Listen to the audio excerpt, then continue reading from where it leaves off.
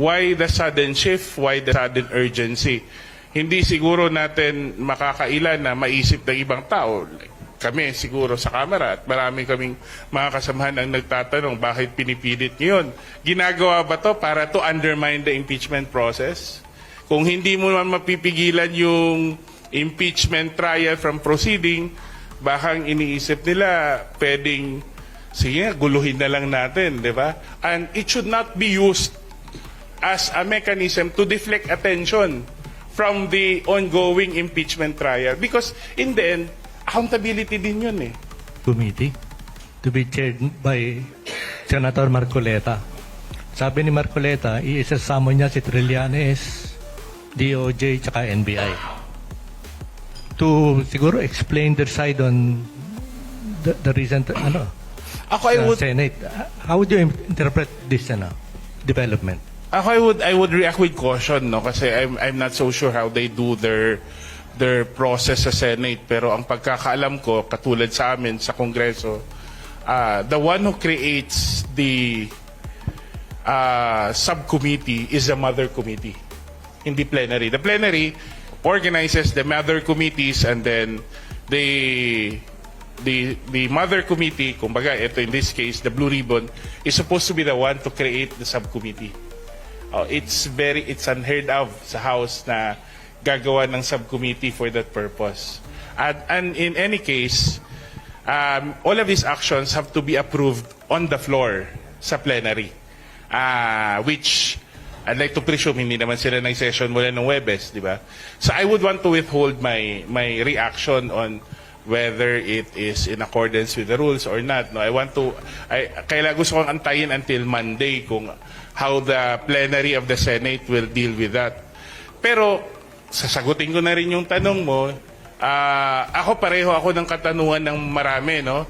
Na bakit kaya pinipilit nila na gawin to sa panahong ito ngayon, di ba? Alam naman natin kung ano at saan nakatuon ang atensyon ng taong bayan, at ngayon kailangan nilang buksan ulit kung saan ayaw naman nilang pirmahan yung partial report na tinapos ni Senator Lacson. Why the sudden shift? Why the sudden urgency? Hindi siguro natin makakailan na maisip ng ibang tao. Kami siguro sa Kamara at marami kaming mga kasamahan ang nagtatanong bakit pinipilit niyo yun. Total, nandyan na rin naman ang proseso sa Ombudsman, which is the proper forum. And I think everybody will agree that that is a proper forum, no?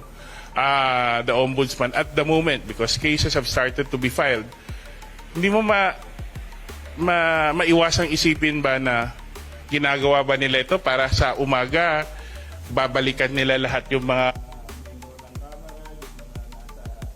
executive agencies para sa hapon sa impeachment. Medyo nawawala kami, nakakalampag kami sa impeachment court. Wag naman ng ganun, di ba? Ginagawa ba to para to undermine the impeachment process?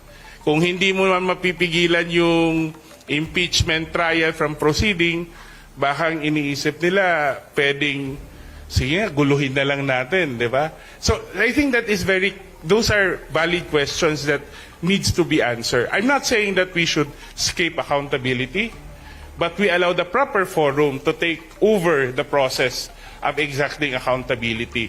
Kasi kung sa Senado rin lang naman, may senador din kasi na kasama sa mga inaakusahan.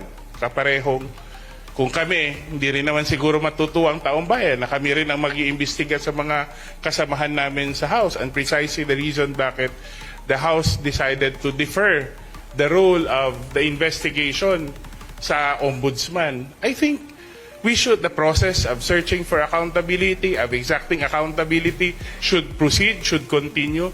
Pero ang tanong ko, dapat it should be on the basis of evidence, it should be on the basis of the rule of law, and it should not be used as a mechanism to deflect attention from the ongoing impeachment trial. Because in the end, accountability din yun eh. You cannot undermine that, di ba? So, yun lang yung punto ko regarding dun sa pag-create ng Subcommittee. subcommittee.